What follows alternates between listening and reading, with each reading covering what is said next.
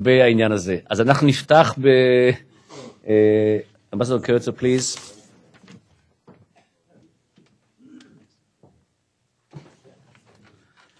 Tsarayim Tovim. Birshutchem, I'm going to speak in English because I think my speaking English will be less of a challenge to you than you're trying to understand if I try to do this in Hebrew. And I've had to do the Hebrew side all morning, so we'll trade places for a moment. I want to thank the Institute for the invitation to join you. It was a natural that I would accept given the fact that this peace relationship between Egypt and Israel has essentially marked my entire professional career in government. I entered diplomatic service first in 1976, but my first overseas assignment was in Cairo in 1979, right after the treaty had been signed, and my 3-year assignment there coincided with the 3-year period of implementation. And then in 1998, I went back to Cairo as the American ambassador to celebrate, at that time, what was essentially 20 years of this treaty. So it's quite natural that I would accept with alacrity an invitation to talk about this issue. One word about baseball, since I was invited to do so by Meir. We thought that baseball was going to be one of the great bridge builders between religions in this area because its arrival on the scene was no less dramatic than the Yesh Me'ayin in Sefer Bereshit, and its disappearance resembles that of the hidden imam. It came, it played, and then it went away. So maybe one day, covering the third religion, it will return for a second coming, but we'll see about that. This morning, we heard a great deal of analysis about the bilateral issues of importance in the Egyptian-Israeli relationship. And as Meir suggested, what we're now going to do is widen the lens aperture and look at the implications of this longstanding and historic treaty on a number of other factors, the most important of which I would suggest is the United States, which after all is not only a player, but was a signatory as a witness to this treaty and played an instrumental role in bringing it about. In this respect, I want to start with the end by telling you what my bottom line will be and then build up to it. The bottom line, I would suggest, for the United States is that for U.S. National strategic interests, the Egyptian-Israeli peace treaty and the 30-year strategic relationship that we have enjoyed not only with the State of Israel but also with the Arab Republic of Egypt represent one of the most significant and important achievements of the United States during this period, both regionally and internationally. Now, 30 years is important for Israel, as you just heard. It's almost half of the life so far of the country. But this question of time brings to mind a story which might be apocryphal, but which suggests something quite important. In 1972, when Sadat decided to ask the Soviet military and the military advisors to leave Egypt, the story goes that a Soviet general was asked whether or not this was a disturbing phenomenon to the Soviet Union. And the general said, well, sure, we're not happy about it, but we got 17 good years out of this relationship. In international relations, particularly in superpower relations with what are normally called client states, 17 years is a rather lengthy period in which to enjoy healthy, mutually reinforcing relationships. For the United States to have enjoyed now the same 30 years of a strategic relationship which you and Israel have enjoyed in a peace treaty with Egypt is quite a remarkable phenomenon in international relations. And therefore, what I hope to do is explain why I share with you that bottom line up front of the importance of this achievement.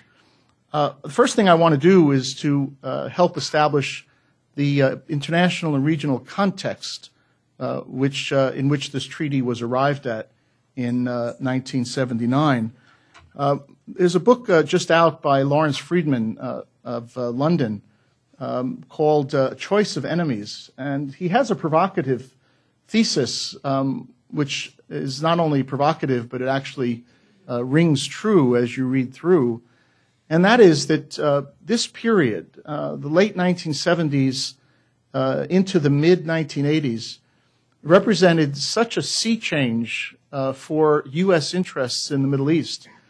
But it was not recognized as such at the time, and therefore many of the problems that the United States faced afterwards might be attributable to the fact that we were not understanding that the previous period of essentially secular Arab state nationalism was slowly being challenged by the rise of what we now call Islamic extremism or militancy. And as you look at the issues during this period, not only the breakdown of the Arab state system, a process which continues to unfold today, but as you look at the other side of the coin, the rise of Islamic movements, and you put it all together in several bullet points, the argument becomes quite strong. First of all, of course, 1979 was the time of the Islamic Revolution in Iran, and a period in which U.S. interests in that area of the world, which had so largely depended on our relationship with the Shah, so much so that the Nixon Doctrine formulated in 1970-71 essentially outsourced much of what the United States was doing in the Persian Gulf to the Iranian military and intelligence services. And yet in 1979, that changed literally overnight with the coming to power of the Islamic Republic of Iran. Secondly, 1980, of course, witnessed the Soviet invasion of Afghanistan. And in one of those great ironies of history, the United States and some of our allies, in choosing to push back against the Soviet Union, ended up supporting exactly those elements who were to become so dangerous to us just 10 or 15 years later, the Taliban and the origins of al-Qaeda. Third, we witnessed during this period the rise of Hezbollah in Lebanon, largely a result of tectonic shifts within the Lebanese political system, but certainly exacerbated and maybe even catalyzed by Israel's two invasions of Lebanon in 1978 and 1982. We also saw in the early 80s the nascent rise of what was to become the Islamic resistance movement in Palestine. When I arrived in Israel in 1982 for my first assignment here, after having completed 3 years in Cairo, in discussions that I held at that time with members of the Israeli military, particularly the military government, civil administration, I expressed astonishment that money was being allowed into Gaza for the rise of the Islamic University and Islamic institutions, and was told, well, this was a natural way of counteracting the effect of Palestinian nationalism. In other words, it was better to allow Islamism to grow. That would keep people busy in the mosques, and they wouldn't associate with the PLO. Well, a few years later, that didn't work, as we know. So you have this fourth phenomenon of the rise of Hamas. And of course, we also witnessed in the arena that we're talking about the assassination of Anwar Sadat in 1981 by essentially the Islamist movement in Egypt. Now, as you know, the seeds, the background of Sadat's assassination was not entirely attributable and cannot entirely be attributable to the rise of Islamic politics. By the time of his assassination, Sadat's policies, not only with respect to the peace process, but more particularly with respect to domestic Egyptian social and economic issues, were quite unpopular across the board. But it is telling that it was the Islamists who killed him. So you have these 4 or 5 phenomena in the region at this time, which serves as a little bit of a context or background for the events in this particular locality between Egypt and Israel. And therefore, without understanding this context, the cosmic changes that result from the Egyptian-Israeli peace treaty for American national interests would be less well understood. The fact is that the region, in many ways, was facing not only this particular challenge from Islamism, but also a number of other challenges which would have led the United States, were we today to try to construct what a strategy paper in 1978 or 79 would look like. It would lead the United States to look forward to a number of very significant changes that the U.S. would have wanted to see happen at that time. The first would be to see whether or not, having invested so heavily over the previous decade, particularly since the 1967 war, in Israel's security, would there be a way to help enhance that security, not only through the continued provision of economic and military assistance, but more particularly by expanding the possibilities of peace. As we heard this morning, the step-by-step diplomacy of the mid-1970s, the two disengagement agreements with Egypt, had run their course. And I think that the analysis that Shlomo Gazit shared with us with respect to the intelligence community's understanding of what the options were with respect to a continuation of the peace process were probably quite accurate at the time. The assessment being that there was not going to be a possibility of a third disengagement, and there was going to be a certain amount of skepticism as to whether or not Egypt would be ready for its part to take the necessary steps towards peace that would surmount the particular issues in a third disengagement and move directly to a peace treaty. But for the United States, a strategy at that time would have articulated this as a critical goal. In other words, not just a peace process for the sake of arranging a peace between Israel and its neighbors, but a peace process that would help concretize our relationship with Israel in a manner that would help secure Israel and provide it with the wherewithal to continue to thrive. I'm talking today mostly about implications for the U.S., so I don't want to pursue this particular theme too far, but I would add 2 points with respect to the impact on the U.S.-Israeli relationship of what the United States was also doing with Egypt in the peace process. Number one, over the years, as the U.S.-Egyptian strategic relationship expanded, it had two very direct consequences for the U.S.-Israeli relationship. Number one, the early 1980s witnessed a period of the proliferation of U.S.-Israeli strategic institutions, the Joint Political Military Group, the Joint Security Group, the Joint Economic Development Group.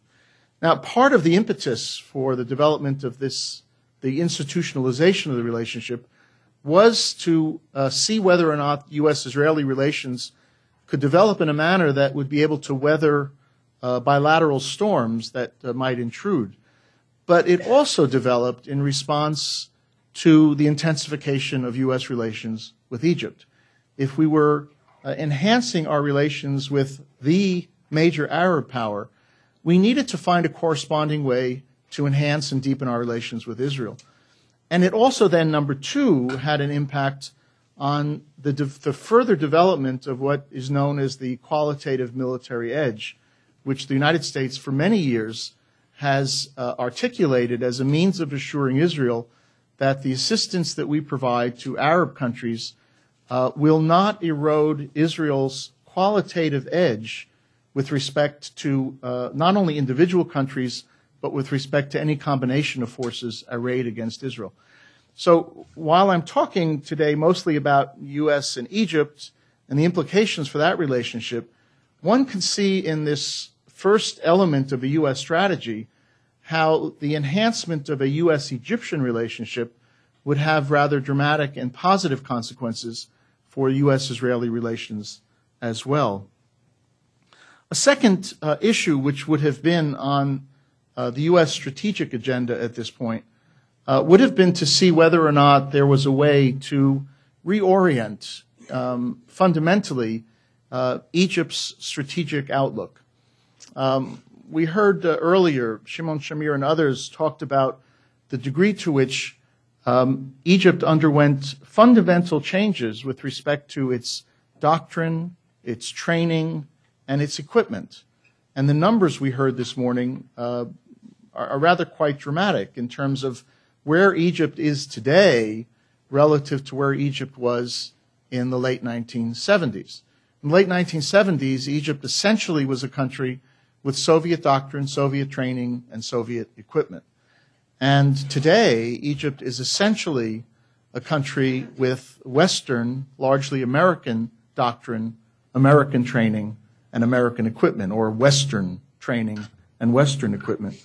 So in the late 1970s, in the minds of strategic planners in Washington, this would have been a rather ambitious goal, but one that would have been quite high on the agenda, because the canard in this region that you don't make war without Egypt also happens to be true.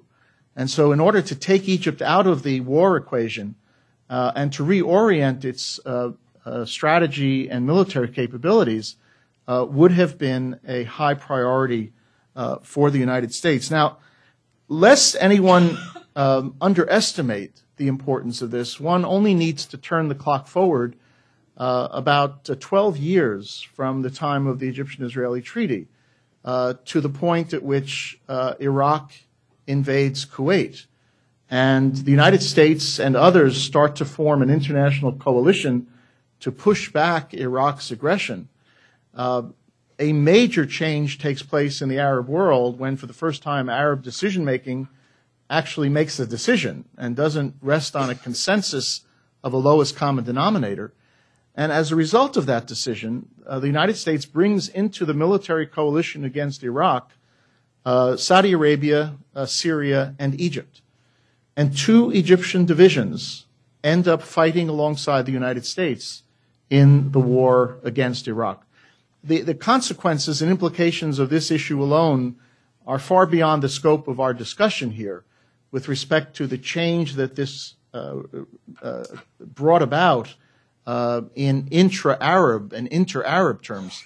But for our purposes today, the fact that within 10 years of this U.S. effort to reorient Egypt's military toward a Western model resulted in an outcome in which these two divisions were able to fight alongside of us and to be interoperable.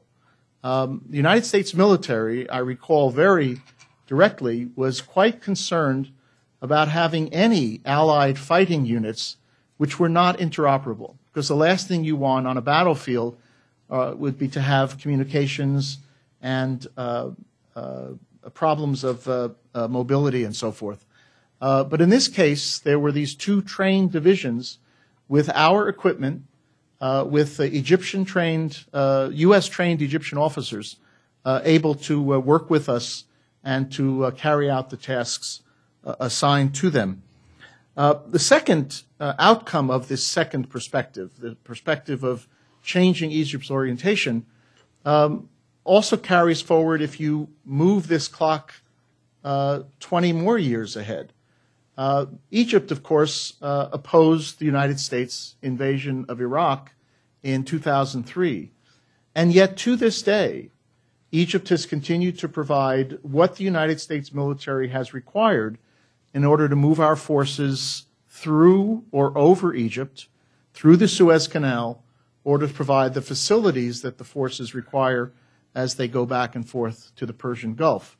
So notwithstanding the differences of view we may have on a particular issue, such as the invasion of Iraq, not a small matter, nonetheless, the relationship has achieved so much that Egypt continues to serve as this strategic anchor for American forces moving to and from the east. So the second issue that would have been on American agendas at the end of the 1970s, changing Egypt's strategic orientation, has in fact had long-term positive consequences.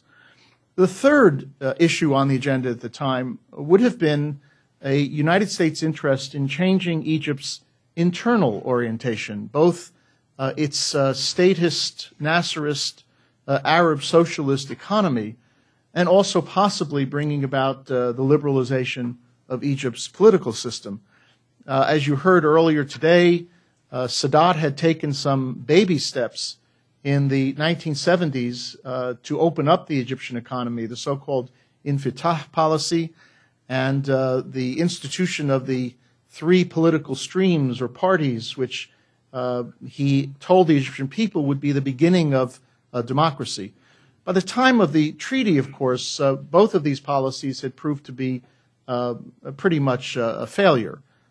Egypt was essentially bankrupt as the treaty was being negotiated. The economy had not turned around, and the political liberalization, which might have been anticipated under Sadat's political reforms, had been reversed by Sadat in 1981 when he clamped down on everybody. Just before his assassination, upwards of 2,000 Egyptians from all walks of life, left, right, center, rich and poor, were jailed in a major effort to quell what Sadat understood was the growing unhappiness with his governance. Nonetheless, if you again move our clock forward, one doesn't see unmitigated success in what would have been a U.S.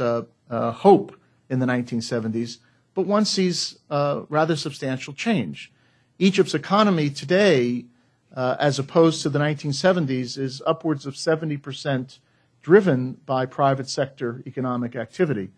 Political liberalization has not followed suit to anyone's preference, but it does suggest that over a long period of time, a confident Egypt, confident of support from the United States, has been prepared to take steps, some quite dramatic with respect to the IMF and other international financial institutions, to try to reform its economy. And the fourth item on the agenda, of course, would have been the peacemaking process itself.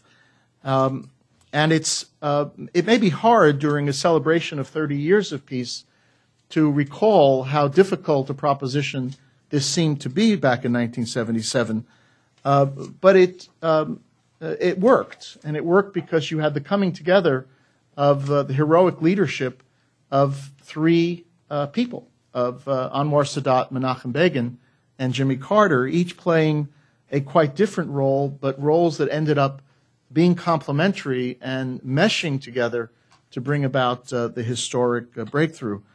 Now, at this point, it probably is worthwhile to step back and say, well, having turned this clock forward from what would have been this memo of 4 strategic objectives, it might seem almost foreordained that success was going to happen. But of course, that's not necessarily the case. Egypt, as a result of the peace process, suffered isolation immediately from the Arab world, and went overnight from leadership status to pariah state status.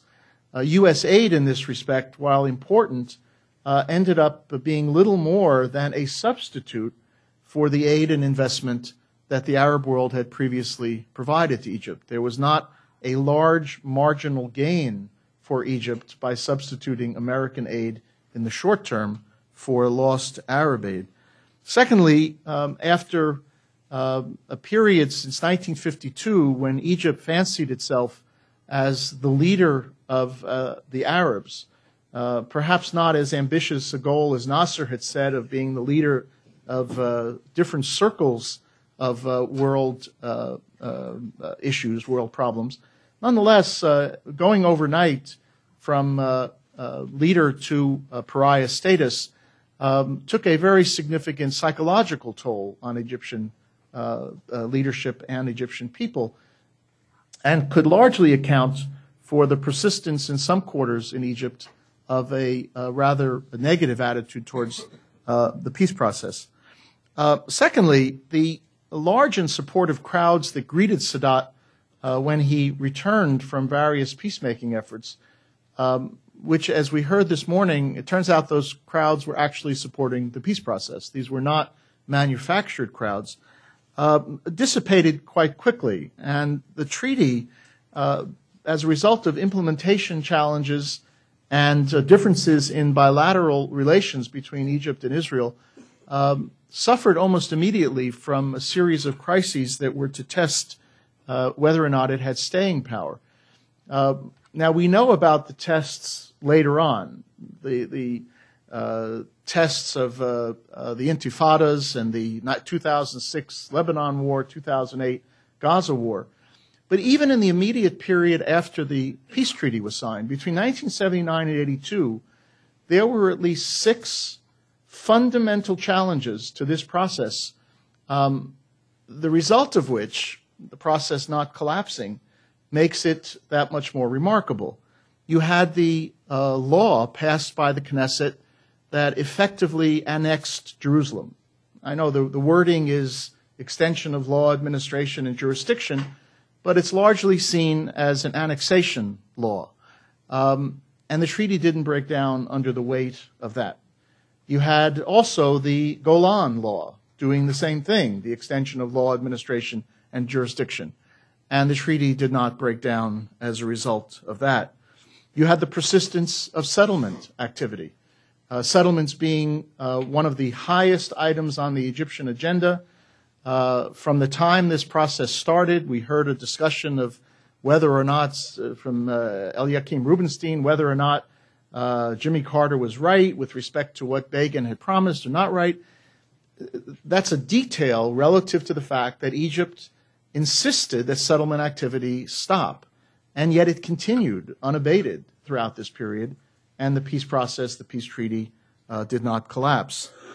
We heard about the meeting just a couple of days before Israel's 1981 attack on the Osirak reactor, a meeting between Begin and Sadat, which left the Egyptian leader quite embarrassed, very much of the same character as the feeling that we hear that Erdogan had from the meeting that he had had with Prime Minister Olmert just a few days before the Gaza war. But as opposed to Erdogan's reaction, the Egyptian reaction to Osirak did not bring down the peace treaty. In the implementation process itself, there was a crisis over Taba, and you recall that it took about 7 years, I think it was, before arbitration finally resolved this issue. But there are very few international conflicts which, in their initial stages of resolution, can weather a major dispute over territory. And even though Taba is only 1 square kilometer, this was a major territorial issue in the immediate aftermath of the treaty, or during the treaty implementation process. And then, of course, you had Israel's 1982 invasion of Lebanon, just 2 months after the treaty had been completed, and the events subsequent to that, including Sabra Shatila, which did impact on the quality of the bilateral relationship, but did not call into question the treaty itself. So even though the treaty immediately faced these tests, the fact was that it was durable, and this was going to be one of the conclusions that I'll reach. How much time do I have? How am I doing? That's good. 5 is good. So if I were to bring us back to what I called the bottom line, the conclusions with which I started, in which I suggested that this was the U.S.-Egyptian relationship, in addition to or built on the back of the peace treaty between Egypt and Israel, was one of the most important, far-reaching, and positive achievements of American diplomacy. It may be a little bit easier to understand that, but let me try to pull this all together if I can. First of all, U.S. involvement in the Egyptian-Israeli peacemaking process proved to be critically important. It was not the United States that made this treaty possible. It was the leadership and the decision-making of the two parties themselves. But it is fair to argue that without the determined, strong leadership of an American president from even before Camp David until and through the consummation of the treaty itself. This treaty may never have happened. And even if it might have happened, it may have gone the way of another treaty which just 4 years later was negotiated without strong U.S. support between Israel and Lebanon, and which could not survive. So strong, determined, unyielding American involvement, presidential involvement, proved to be absolutely instrumental in both achieving this treaty and helping to ensure its durability. And this is a lesson which does not need to be expanded as we think about the period ahead in the peacemaking process. A second issue to think about has to do with the willingness of the United States to put tangible assets at the service of the two sides taking these difficult decisions. Now, in negotiations, we often talk about this as off-the-table benefits. What can a third party do in addition to helping the two sides actually negotiate? Well, the third party can provide assistance, it can provide assurances. The United States, in fact, not only was able to do so, but did so with a vengeance. Egypt and Israel became by far the largest recipients of American assistance, and that condition lasted for the next almost 25 years. Billions and billions of dollars of economic and military assistance was poured into these two countries in order to cement and concretize the achievement of the Egyptian-Israeli treaty. The United States provided the muscle to create the multinational force and observers in implementation of the treaty when the UN proved unable to do so. Most of us don't even remember that the MFO is actually still operating, and it continues to operate as one of the most successful peacekeeping and peace observation missions ever. And the sign of its success is that it's never had to do anything. In fact, a couple of years ago, our Defense Department wanted to pull U.S. forces out of the MFO because they said they're not doing anything. And finally, somebody prevailed and said maybe they're not doing anything because they're successful in what they're supposed to be doing, which is preventing treaty violations. And in fact, there has not been a treaty violation of any serious consequence. A third issue to think about as one of the important implications is how one builds on an achievement like the Egyptian-Israeli treaty. The next iteration of American peace policy after the Egyptian-Israeli treaty was the Reagan Plan in 1982. Now, if you fast forward the clock, you will see many elements of the Reagan Plan find their way into subsequent U.S. diplomacy.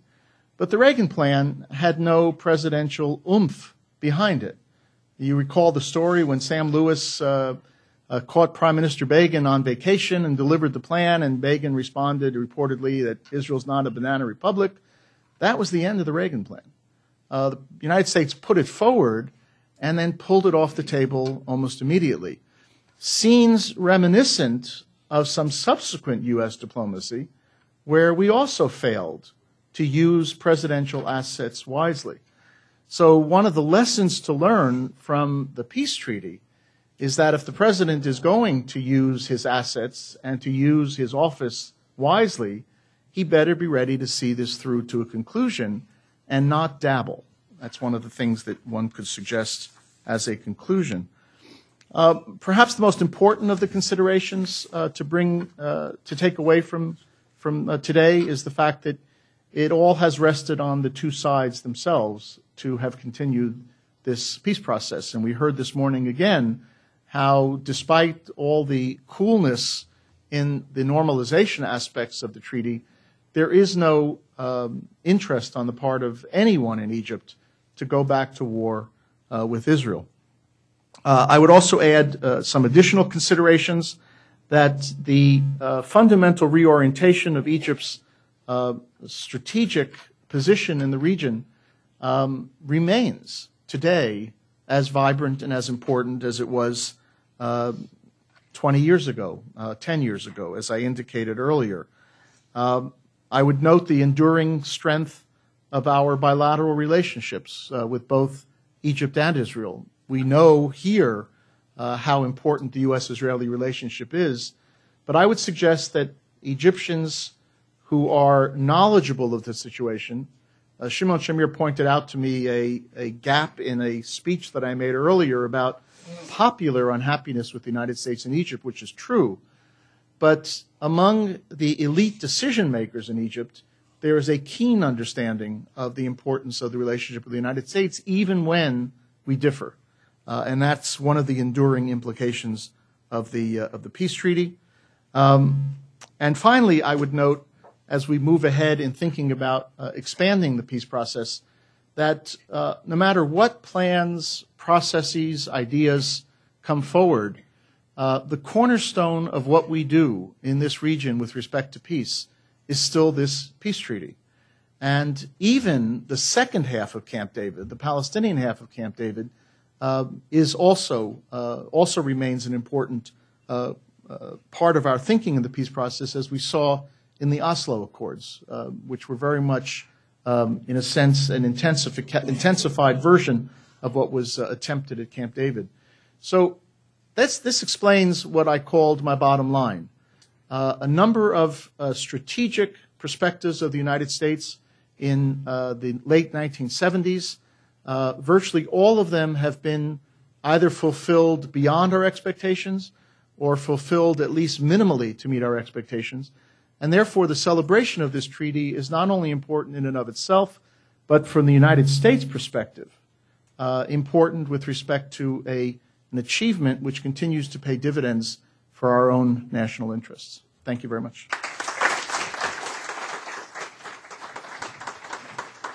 Thank you very much, Ambassador, for the very interesting and intriguing, I can say, presentation, especially with regard to the lessons. Presidential oomph was... How do you translate that? Yeah, I don't. Thank you very much.